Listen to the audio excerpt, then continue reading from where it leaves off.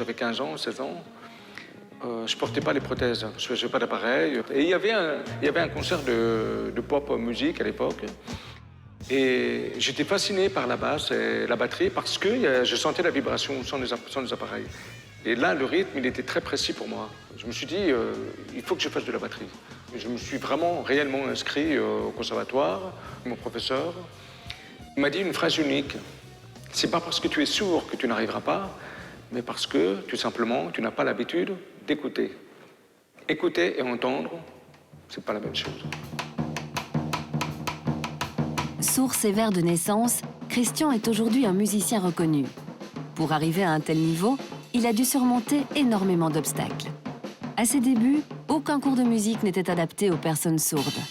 Mais les choses sont peut-être en train de changer. Nous sommes à Bruxelles, au Musée des instruments de musique. Ici, Jean-François anime des ateliers musicaux spécialement conçus pour les sourds. Bonjour.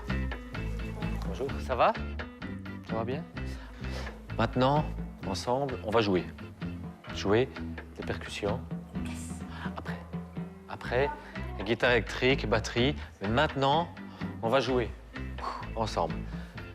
Chacun choisit un instrument.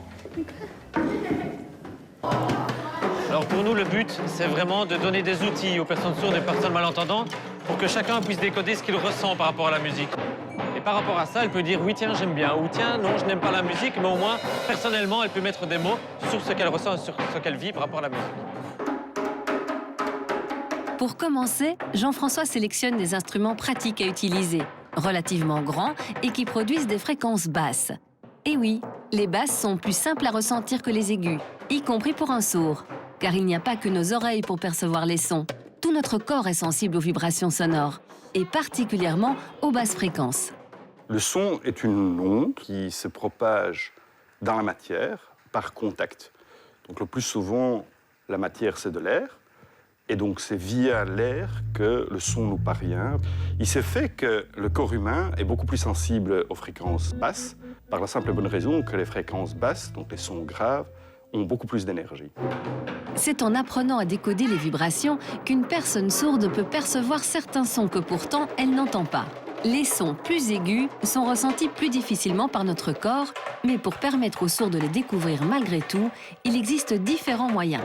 Par exemple, le plancher vibrant. On va essayer ça là, les planchers vibrants. Ça, c'est le même que ça. Mais à l'intérieur, il y a la musique qui va sortir.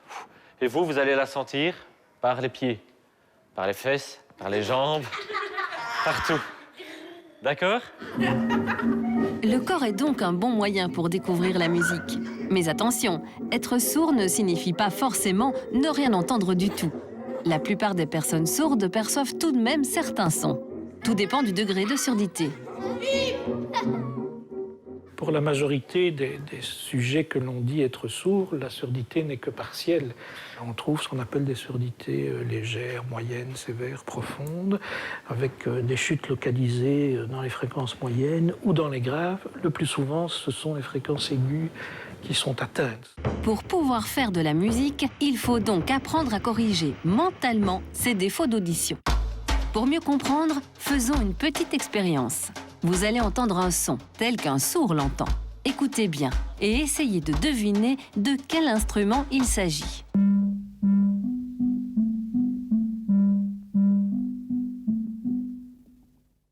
À présent, faisons écouter cette séquence à un groupe de personnes entendantes.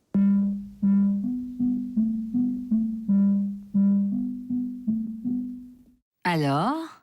Peut-être un tambourin, mais sans les petites gling-gling qu'il y a autour du tambourin. Donc je dirais plutôt un tam-tam. Piano. Ben, moi, j'ai d'abord beaucoup hésité, et puis avec tous les sons qui restent, je dirais que c'était de la clarinette. J'aurais dit une harpe. En réalité, il s'agissait d'un xylophone.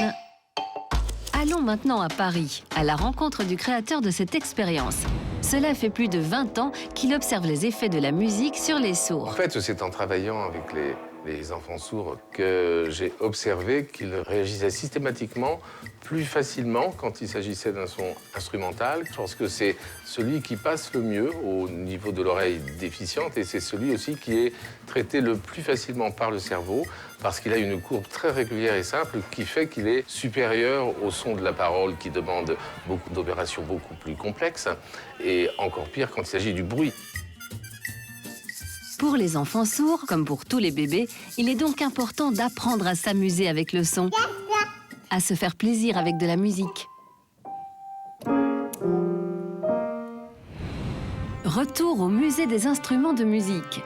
Après les percussions, l'heure est à la découverte d'autres instruments, aux sonorités parfois moins évidentes.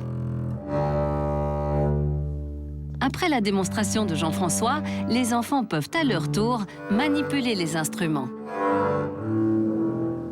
La première chose qui nous saute aux yeux, c'est l'amusement qu'ils ont. Il y a énormément de bonheur dans la découverte, beaucoup d'émerveillement aussi, de se dire, tiens, ça m'est aussi accessible. Puis la surdité, c'est pas une maladie.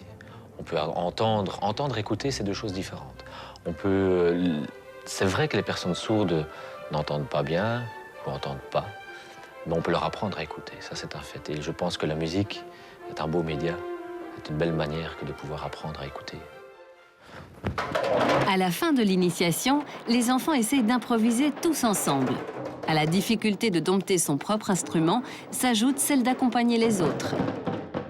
Moi, j'ai aimé beaucoup. Ça fait plaisir de m'amuser sur mes deux oreilles parce que ça fait beaucoup de bruit. En éveillant leur faculté à jouer de la musique, on permet à ces jeunes de mieux apprivoiser le monde sonore qui les entoure. Pour mener à bien ce défi, il y a une seule règle d'or à respecter. Simplement prendre du plaisir.